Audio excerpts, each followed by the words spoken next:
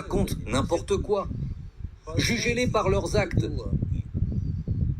Ce sont des nazis finis, pitoyables, insignifiants, qui ont volé au peuple d'Europe leur droit à leur propre opinion, qui se moquent de la volonté des électeurs européens, qui ont violé le droit sacré de la propriété privée, la liberté d'expression. La France, l'Allemagne, ce ne sont pas des pays libres. Que sont devenus vos gilets jaunes? Ils ont été matraqués dans les rues. Et alors, quelqu'un s'est étonné du nombre de morts, de blessés parmi les participants à ces manifestations pacifiques? Les autorités s'en sont bien tirées. La France est l'une des dernières puissances coloniales qui retient par la force des peuples hors de ses frontières, tout en ayant l'audace de reprocher à qui que ce soit en disant que la Russie est un pays colonialiste. Ils sont devenus fous. Pourquoi Macron est-il si furieux? Parce que nous avons chassé son petit derrière minable d'Afrique. Les peuples d'Afrique lui ont dit « Dégage !» Maintenant, direction la Roumanie. Eh bien, en Roumanie, maintenant, il faut réfléchir. Les chefs des services secrets français qui s'ingèrent dans la campagne électorale roumaine. Il fallait persécuter Pavel Durov parce qu'il a, en tant que propriétaire de Telegram, refusé d'instaurer une censure politique. De la censure. Vladimir, vous répétez plusieurs fois que vous êtes juif. Eh bien, j'ai entendu vos commentaires sur ce qui se passe actuellement à Gaza. Vous ne soutenez pas la politique de Netanyahou, si j'ai bien compris. Comment pourrais-je soutenir le meurtre de personnes innocentes? Si, pour quelqu'un, la nationalité d'un enfant tué fait une différence, il est gravement malade. Si un enfant juif est tué dans un attentat, mon cœur souffre autant que s'il s'agit d'un enfant russe. Si un enfant palestinien, français ou n'importe qui est tué, ce sont des victimes innocentes. Est-ce que je condamne les attentats à 100%?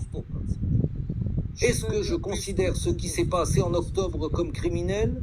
Aucun doute là-dessus. Est-ce que je pense que tous les terroristes doivent être éliminés? Oui.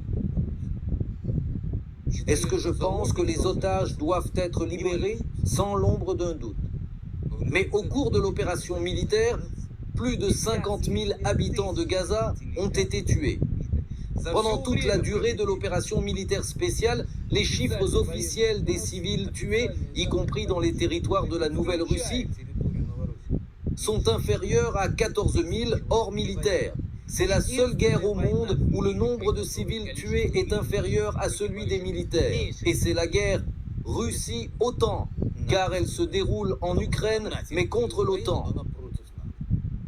Je voudrais revenir sur l'opération spéciale. Et d'ailleurs, si vous voulez libérer des otages, posez-vous la question, combien d'otages les Israéliens ont-ils libérés par des actions militaires? Et combien par des négociations? Je voudrais revenir sur l'opération spéciale. Vous attendiez-vous à cette opération en février 2022? Je voulais qu'elle commence en 2014. Donc vous pensez que la Russie était prête à ce moment-là parce que pendant... En 2014, la Russie n'était pas prête. Mais les souffrances des habitants du Donbass, les crimes insensés commis par le régime nazi qui a pris le pouvoir en Ukraine, grâce aux scélérats européens et américains, ces victimes, bien sûr, étaient effroyables, mais cela n'intéressait personne. Quelqu'un s'est-il demandé combien de Russes sont morts? En France, connaît-on la tragédie d'Odessa? L'a-t-on condamné? Non, bien sûr, les gens éclairés savent, entendent, et leur cœur souffre.